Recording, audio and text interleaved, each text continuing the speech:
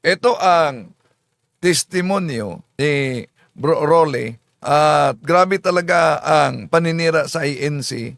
So, di basta-basta silang madala. Grasya ng Diyos ang nagdala sa kanya sa tunay na iglesia, ang Iglesia Katolika. Pakinggan muna natin. Ito na interview ni Bro Normel doon sa Kamangkalan, mga kapatid. Okay, so hello mga kaibigan at mga kapatid. So kasama ko ngayon si brother, ano nga pangalan mo, brother? Rolly Ramos po. Okay ka lang mag-Tagalog, brother? Okay po. Okay. So si Brother Rolly, convert po siya sa Catholic.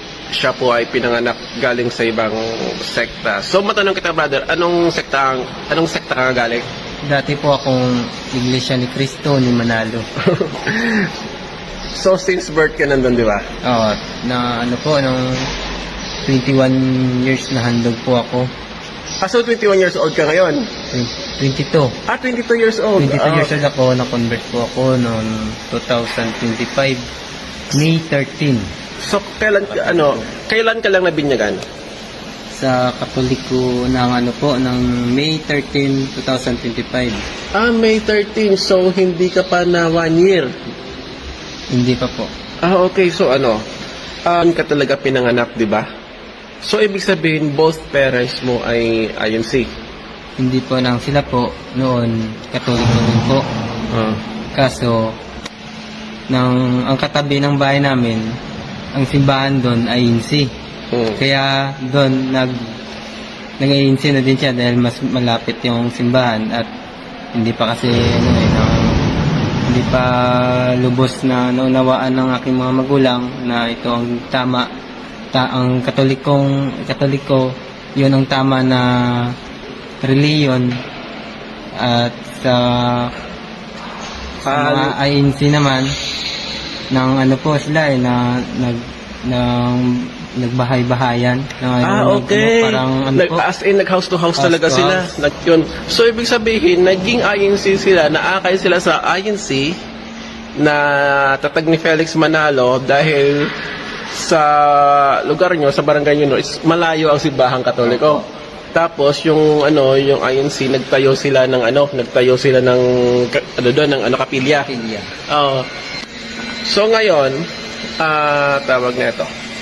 Ano naman ang rason kung bakit ka nalipat sa Katoliko?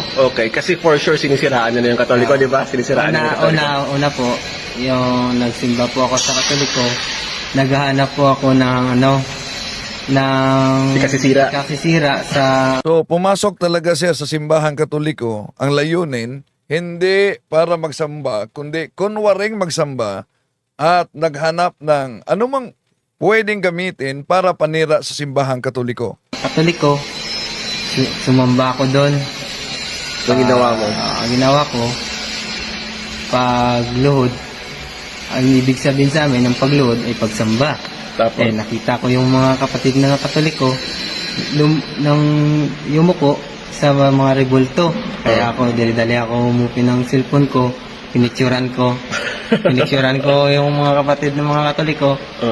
Pagkatapos ng pagsamba, yun, nagtanong-tanong ako sa mga kapatid na Katoliko na kung meron po ba na doktrina na sinasamba yung mga Katoliko na pagsamba sa mga rebulto. Sabi ng kapatid, wala daw. Kaya yun, para kung okay, para kang natauhan.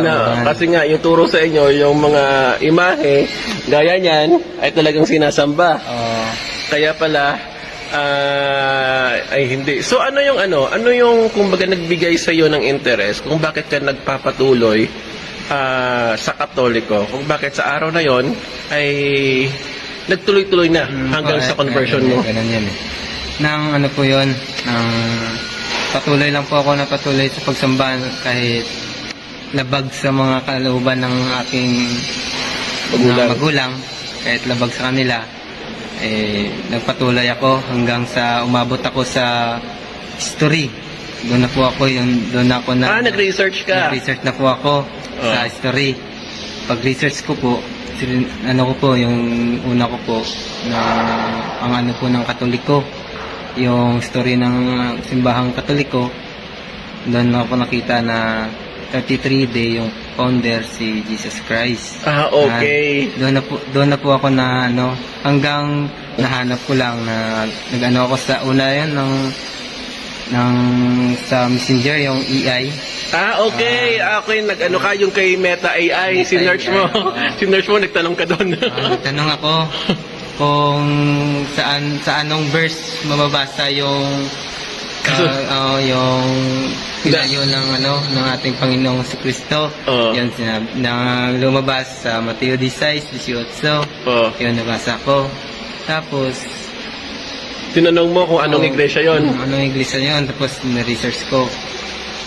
Pag lumabas? Ang lumabas ng Catholic kasi yun ang nauna na simbahan eh. Okay, yun yung original. Yun ang original. Pagka ganon, nag-research na din ako na ano po, hindi niya po kasi iniwan eh. Hindi niya iniwan. Ang sabi niya na ano po, hindi niya iniwan, hindi nga sinabi doon na mananatili ako sa inyo hanggang sa huling panahon. Okay. Yan po. Kaya hindi nagtalikod yung yung una yung hindi siya matatalikod. Hindi pwedeng matalikod yung iglesia. Yan kasi pinangako ng Panginoon yan eh. 1914 lang kasi yung 1914 na yung iglesia tatag ni Manalo. Okay. So ngayon, ngayong Katoliko ka na, lubusan ka ng Katoliko, na bautismuhan ka ng Katoliko, kamusta naman yung relasyon mo ngayon sa parents mo?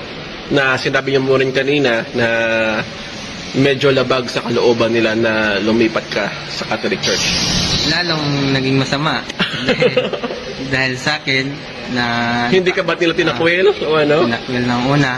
Tinakwil na? Dahil sa akin na ano po sila sa kanilang tungkulin, na paalis. Okay. So, dahil sa conversion mo sa Katoliko, naalis sa tungkulin yung parents mo. Ano yung tungkulin nila, bro? Matanong ko lang. Yun eh. Parang sila yung